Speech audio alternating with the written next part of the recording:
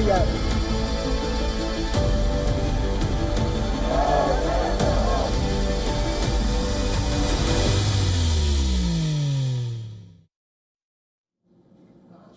Government, parliament and protesters. The showdown over NEET paper leak refuses to die down in India. Discussions are underway from the corridors of power in New Delhi to pressure groups and protesting students around the country into backing down. The country's education minister, Dharmendra Pradhan, is still under pressure to resign. Leader of opposition in the Lok Sabha, Rahul Gandhi, along with other opposition parliamentarians, headed to the Gandhi Smriti. They paid homage to the children who died by suicide after the NEET UG exam was cancelled due to a large-scale paper leak. They expressed solidarity to the protesters.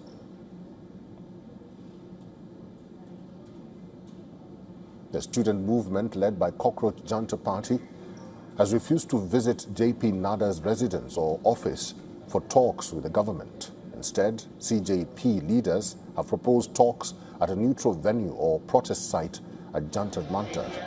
Earlier, Union Minister Jitendra Singh reiterated that the government is ready to hold discussions with cockroach movement's representatives at JP Nadda's residence or office.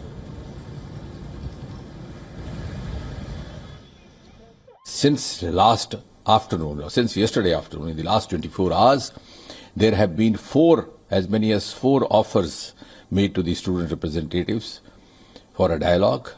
We are still waiting for the response. So once again, I very humbly, on behalf of the government, invite you to come forward and hold a dialogue. Well, the government has agreed to address the issue, but still there is no confirmation on Dharmendra Pradhan's resignation. Prime Minister Narendra Modi has vowed strict punishment for those involved in the paper leak. In a post on X, the Prime Minister said nothing is above welfare and future of the youth.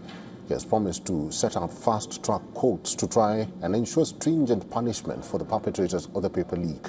Reacting to the Prime Minister's remarks, Rahul Gandhi launched a sharp attack on the centre. He accused the government of shielding those responsible for what he called the complete capture and destruction of the country's education system. He reiterated the three demands: Pradhan's resignation, apology to students, and action against those who assaulted them. A familiar face has now stepped in to support students' protest. Anna Hazare, social activist who spearheaded anti-corruption protests in 2011, has written a letter to the Prime Minister.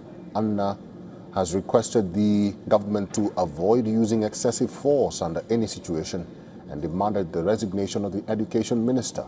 Apart from this, Anna also observed silent protests from his residence in Maharashtra in support of protesting students around the country. Parliament failed to hold proceedings for the fourth consecutive day of the monsoon session. The opposition parties staged protests inside the Parliament buildings and the complex, demanding the Education Minister to resign. The voice of support for the students also rose from India's Supreme Court, where several lawyers, including prominent human rights activist Indra J. Singh, launched Save Democracy, Save Constitution campaign. They also recited the preamble of the Constitution outside the Apex Court. Meanwhile, Sonan Wanchuk is continuing with his hunger strike from the Medanta Hospital, and protests are continuing at the Jantar Mantar, where students are participating in the sitting organized by the Cockroach Janta Party. Talks remain stuck on three major demands: compensation of the kin of students who committed suicide, the Education Minister's resignation, justice for the students who faced police violence.